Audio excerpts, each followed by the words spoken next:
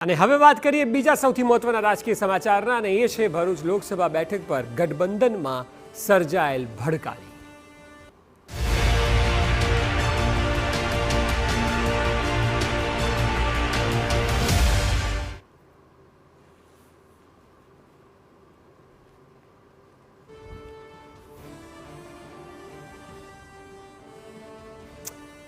અત્યારે ભરૂચમાં આમ આદમી પાર્ટી અને કોંગ્રેસ વચ્ચે ગઠબંધન તો થઈ ગયું, જો કે જમીન પર આમ આદમી પાર્ટી અને કોંગ્રેસના નેતાઓ આમને સામને છે। હવે ભરૂચના કોંગ્રેસના નેતાઓનું કહેવું છે કે ચૈતર વસાવાએ કોંગ્રેસના ઉમેદવાર તરીકે ચૂંટણી લડવી જોઈએ, ત્યારે જ તેઓ ચૈતરને સમર્થન કરશે। કોંગ્રેસની આ વાત માનવા માટે ચૈતર પણ તૈયાર છે। સવાલ એ છે કે આમ આદમી પાર્ટી આ વાત માનશે?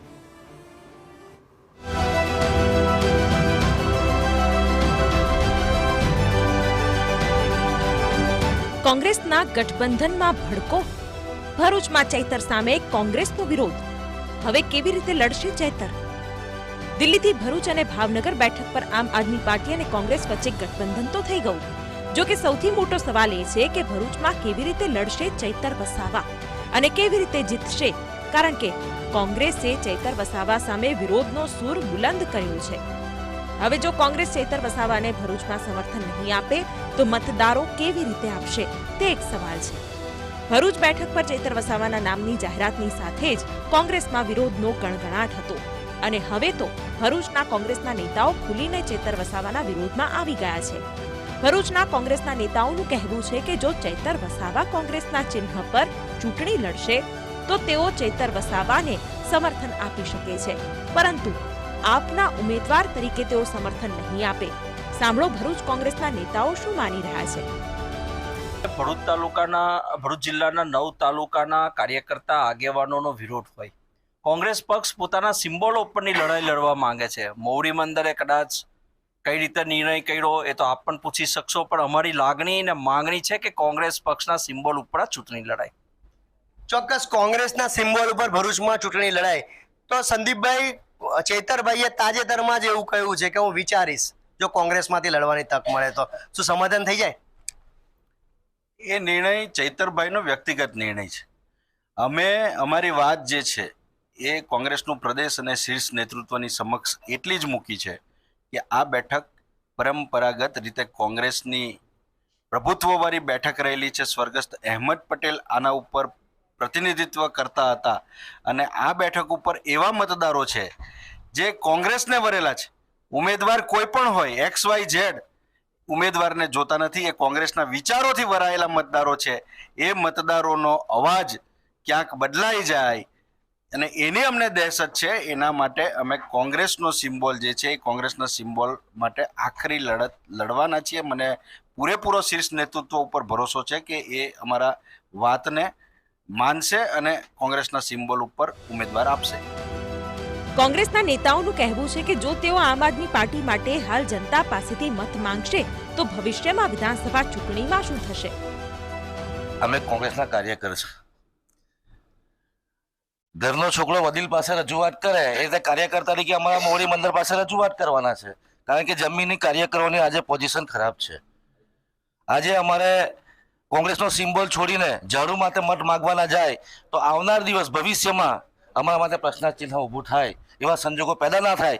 અને આ એ ભરૂચ જિલ્લો છે કે જે સ્વર્ગસ્થ દિવંગત આદરણીય સન્માનીય અહેમદ પટેલ સાહેબનો ભરૂચ જિલ્લો કહેવાય, અને એ જિલ્લામાં કોંગ્રેસનું સિમ્બોલ જતું રહે તો સ્વાભાવિક છે કે મારા જેવા કાર્યકરને પણ દુઃખ થાય અને એના માટે લડત અમે કરીએ એ સ્વાભાવિક વસ્તુ છે અને અમે મારી માંગણી છે અને અમને વિશ્વાસ છે કે અમારું મોવડી મંડળ અને પુનઃ વિચારણા કરીને ભરૂચ જિલ્લા માટે કંઈક વિચારશે। આ તરફ ચૈતર વસાવાનું કહેવું છે કે કોંગ્રેસના નેતાઓને મારી સામે વ્યક્તિગત વાંધો નથી, જો કે કોંગ્રેસના સિમ્બોલ પર ચૂંટણી લડવાની કોંગ્રેસના નેતાઓની લાગણી મોવડી મંડળને પહોંચાડીશ। મોવડી મંડળ જે નિર્ણય કરે તે માન્ય રહેશે। મારું નામ ભરૂચ લોકસભા પરથી આમ આદમી પાર્ટીના ઉમેદવાર તરીકે જાહેર થયું છે અને કોંગ્રેસ દ્વારા પણ ગઠબંધનમાં સમર્થન આપ્યું છે, ત્યારે કોંગ્રેસના ઘણા આગેવાનોએ મને અભિનંદન પણ આપ્યા છે અને ઘણા આગેવાનો હું જ્યારે ગામમાં રથ લઈને ફરું છું, જ્યારે સ્વાભિમાન યાત્રા ચાલે છે, એમાં પણ અમારું સ્વાગત કરે છે। કોંગ્રેસના તમામ આગેવાનોની મારી સાથે વાંધો નથી, પરંતુ એમની માગણી છે કે ચૈતરભાઈ કોંગ્રેસના સિમ્બોલ પરથી લડે તો ચોક્કસ એમના આ લાગણી છે તો અમે અમારા મોવડી મંડળને મોકલાવીશું અને ઉપરથી જે રીતના નક્કી થાય છે એ રીતના અમે આગળ વધીશું. કેમ કે હાલમાં હું આમ આદમી પાર્ટીના રનિંગ ધારાસભ્ય પણ છું, વિધાનસભા દળનો નેતા છું, ત્યારે મારી પાર્ટીને આ વાત હું મોકલાવું છું અને ઉપરથી જે પણ નિર્ણય આવશે તે નિર્ણય પર અમે આગળ વધીશું. ચૈતર વસાવા વ્યક્તિગત રીતે આ લોકોની માંગણી જોડે કેટલા સહેમત? હું આમાં વ્યક્તિગત રીતે નિર્ણય નથી લઈ શકતો. પાર્ટીની હાઈકમાન્ડને હું એમની વાતને મૂકું છું અને પાર્ટી હાઈકમાન્ડ જે પણ નક્કી કરશે એ રીતના આગળનો નિર્ણય અમે કરીશું. ચૈતરભાઈ, ગઠબંધન એટલા માટે બન્યું કે બે પક્ષ જો એક સાથે રહીને ભાજપનો સામનો કરે તો સારી રીતના લડત મેળવી શકાય, વિરોધ ઓછો થાય અને એ સરળતાથી જીત મળે. પરંતુ જ્યારે હવે એક નહીં, બે નહીં, 3 ફાટા દેખાય છે, ત્યારે તમને એવું લાગે છે કે હવે જે જીત માટેના જે ચઢાણ હતા ખૂબ કપરા બની ગયા? અમે ભરૂચમાં માત્ર ચૈતરભાઈ નહીં પણ આમ આદમી પાર્ટી અને કોંગ્રેસના તમામ આગેવાનો અમે બધા સાથે રહીશું.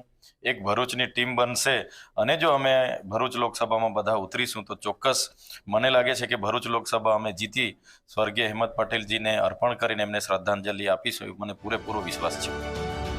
આમ આદમી પાર્ટીએ પાર્ટીના સૌથી લોકપ્રિય અને યુવા ધારાસભ્ય ચૈતર વસાવાને ભરૂચ લોકસભા બેઠક પરથી ઉમેદવાર બનાવ્યા છે. વસાવા જેલમાંથી છૂટ્યા બાદ સ્વાભિમાન યાત્રા કાઢી રહ્યા છે, જેમાં પાર્ટી દ્વારા આપવામાં આવેલ સ્લોગન ભરૂચમાં ચૈતર વસાવા હી ચલેગા છે, જ્યારે કે પાર્ટીએ તેના બોટાદના ધારાસભ્ય ઉમેશ મકવાણાને ભાવનગર લોકસભા બેઠકના ઉમેદવાર બનાવ્યા છે. મકવાણા કોળી સમાજમાંથી આવે છે. ભરૂચમાં વસાવા સમાજની વસ્તી લગભગ 38% છે.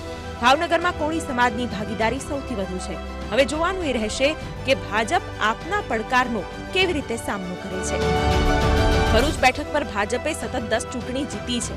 કોંગ્રેસના દિવંગત નેતા અહેમદ પટેલના પરિવારનો દાવો ભલે ગમે તે હોય, પરંતુ જ્યારે કોંગ્રેસ કેન્દ્રમાં મજબૂત હતી અને રાજ્યમાં સત્તા પર હતી ત્યારે પણ કોંગ્રેસ ભરૂચ બેઠક પર જીતી શકી નથી. ભરૂચમાં પક્ષની સ્થિતિ સતત નબળી થતી રહી. ભાજપના આદિવાસી નેતા મનસુખ વસાવા હાલમાં ભરૂચના સાંસદ છે. તેઓ સતત 6 વખત જીત્યા છે. જો પાર્ટી તેમને ફરીથી મેદાનમાં ઉતારશે તો ભરૂચ બેઠક પર વસાવા વિરુદ્ધ વસાવાનો જંગ થશે. જો કે હાલ તો કોંગ્રેસ અને આમ આદમી પાર્ટીમાં જ ઘમાસાણ છે, ત્યારે ગઠબંધન કેવી રીતે ચૂંટણી લડશે અને જીતશે તે એક સવાલ છે. ભરૂચથી અંકિત મોદી સાથે બ્યુરો રિપોર્ટ TV9.